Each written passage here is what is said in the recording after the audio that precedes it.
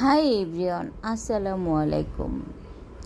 একটা কথা মনে রাখবেন, আল্লাহ তাআলা ছাড় দেয় কিন্তু ছেড়ে দেয় না। তো ইনশাআল্লাহ আমাদেরও আরও বড় বাদ হবে আল্লাহর রহমতে।